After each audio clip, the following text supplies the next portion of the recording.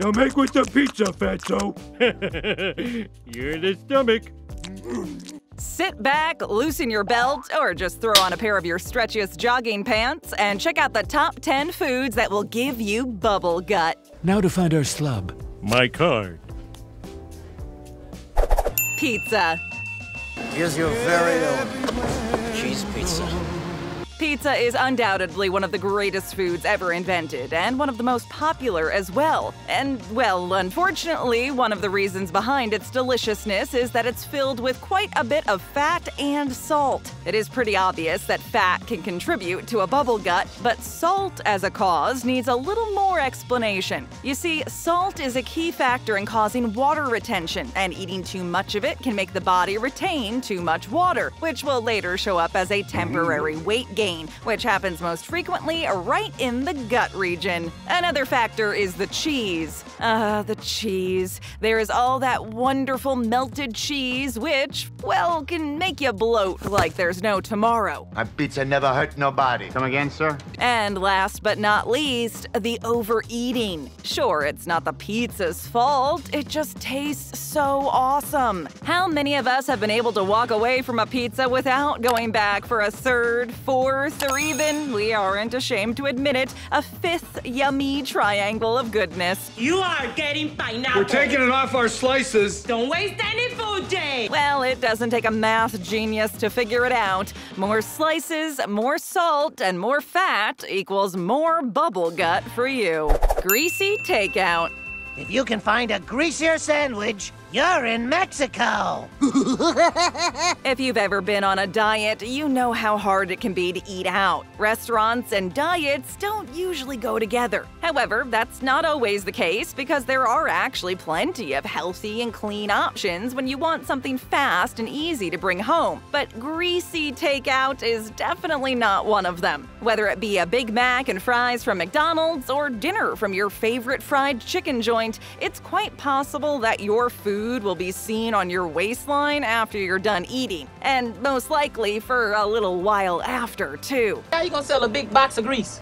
Chili what? There's no doubt how yummy it is, but there's also no denying how very little nutrients like vitamins, fiber, and minerals are found in greasy fast food. Most of what you're ingesting is lots of sodium and plenty of trans fats, which are things you should be trying to have less of in your diet. According to many medical professionals, trans fats are literally the worst fats you can eat. Trans fats can raise your bad cholesterol and lower your good cholesterol, and can increase your risk of heart disease. And all of that is on top of making you gain weight. So is that Big Mac still worth it? Much too greasy. Even the smell of it makes me feel physically sick. Well, the answer just might still be yes. Salty foods.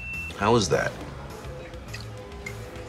Salty. Salt. It's one of the most important items in any cook's cupboard. There's no doubting the importance and power of salt when it comes to food, but there is also no doubting the fact that too much of the stuff isn't good for you or your gut. The recommended daily intake of sodium is 2,300 milligrams. To put that in perspective, a Big Mac value meal with fries and a Coke clocks in at about 1,150 milligrams, half of the daily recommended intake. If you find yourself eating more than 2,300 milligrams of sodium most days, don't worry, you aren't alone. Nearly 90% of people consume more than that per day. However, while we all want to be part of a group, this is not a group we should particularly want to join. Too much sodium in your diet can have many detrimental effects on your health, including the unpleasant bubble gut.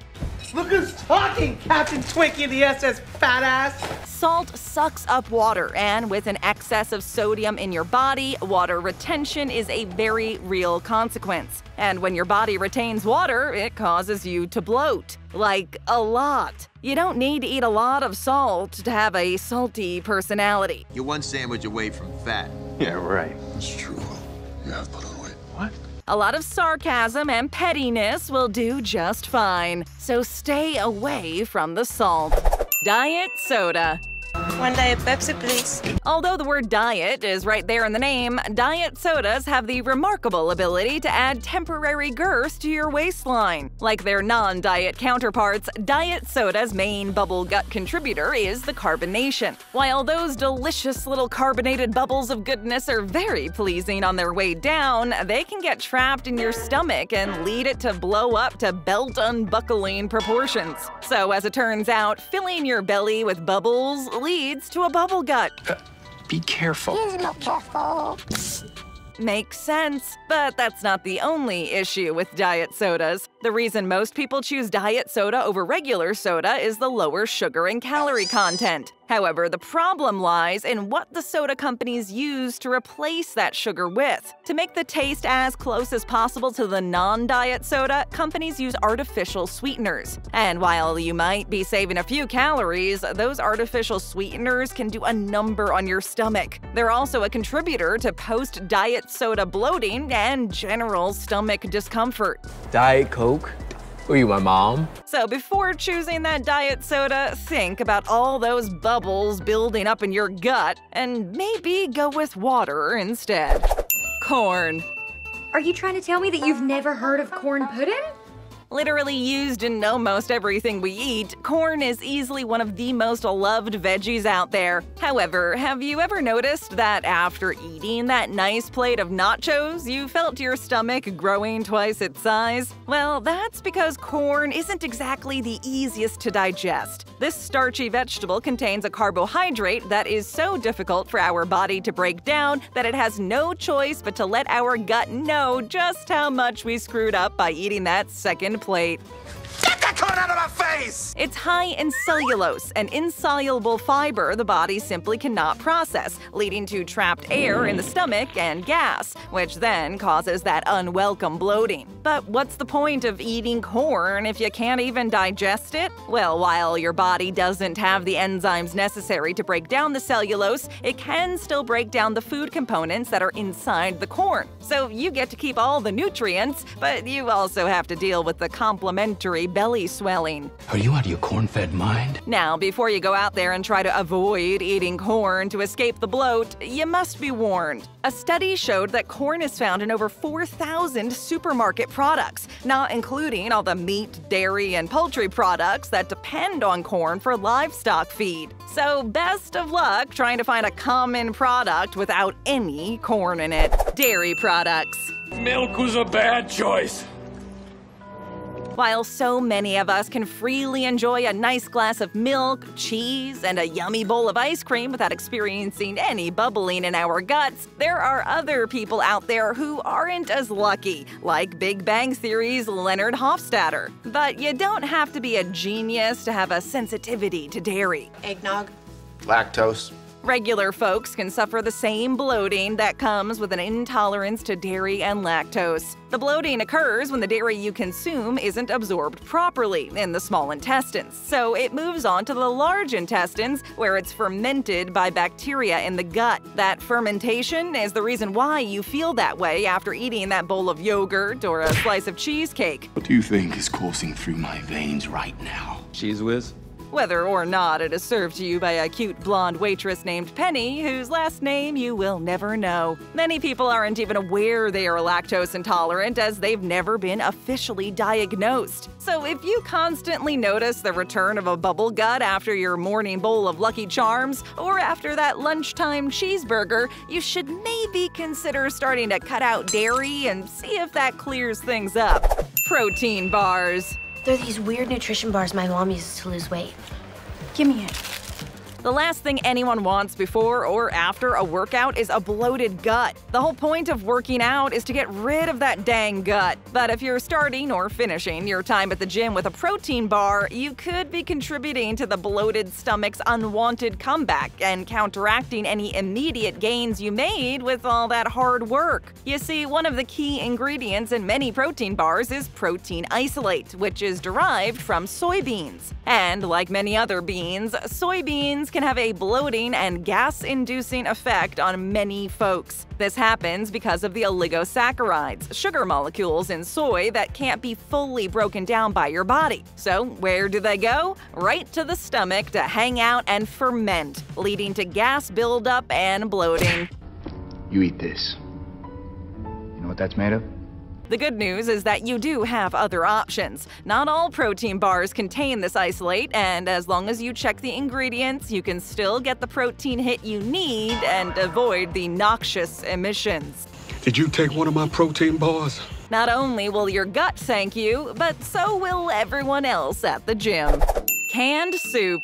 Nuggets, with all that IT stuff we gotta do, let's fuel up with some chunky soup. Woo! Sometimes there's nothing more comforting on a cold night than a nice bowl of warm soup for dinner. And maybe you're feeling a little lazy and don't feel like making a whole pot of homemade soup. So what do? You open up your cupboard and grab a can of soup, which on the surface seems to be a pretty healthy choice. Well, think again. While the soup will provide the warm comfort you seek, it will also provide you with a nice bubble gut, something you probably aren't seeking. Again, the culprit is salt. While people often look out for fats and calories when making food choices, they often forget about sodium, which is also important to note. While a little salt is an important weapon in any chef's arsenal, the amount of sodium in most canned soups might shock you. We're talking in the 750 to 1100 milligrams range per can. What? No soup for you! This whole bunch of sodium is a lot more than your kidneys can really keep up with. And that means that the extra sodium sitting in your bloodstream is just soaking up water. And with water retention comes, that's right, bubble gut. Sweeteners. Pretty please, with sugar on top. It's true, too much sugar isn't good for you. However, in an attempt to cut back on your sugar intake, you might be tempted to switch to artificial sweeteners to still get that kick of sweetness. But beware. It's a trap! Have you ever asked yourself how these sweeteners provide sweetness if they're not using real sugar? Well, they do it by using sugar alcohols. It'll get you drunk! Don't worry, they won't get you drunk, but they are made up of compounds that our bodies aren't able to digest, much like the drink you have during happy hour. These faux compounds end up sitting in our system and hanging out in our belly, which can lead to the usual gas and bloating. At least with real sugar, your body can process it. In general, it's not exactly worth it or good for you to switch to artificial sweeteners. Instead, it's much better to reduce your intake, and when you do need that little sweet hit, use real sugar. Alcohol. Oh, and it gets better, because we're going to TGI Friday! Have you ever gone out with coworkers for happy hour only to head home later that evening feeling more bloated than happy? Or depending on how many drinks you had, bloated and happy? Well, you can probably thank the alcohol for the happy part as well as the bloating part. And it accomplishes this in a lot of ways. First off, consuming large amounts of booze can slow down the process of emptying your stomach, which can make you feel heavy and, well, bloated. However, to quote every infomercial ever, But wait! There's more! Alcohol can also dehydrate you. And as you may or may not know, a dehydrated body retains more water than a well-hydrated one. Yet another reason to drink our 8 glasses of water every day. And more water retained means more bloating. The good news is that there are a few ways you can counteract the dreaded beer bloat. You can drink less, which is good not only for your health, but for your wallet as well. Or another good piece of advice is to hydrate constantly while drinking alcohol. You know, a little glass of water on the side in between sips of beer. This could also help you from getting too drunk and avoid that feared morning hangover. Just hook it to my veins! Stick around, tap or click for another great video, show us some love, and hit that subscribe button and ring that notification bell.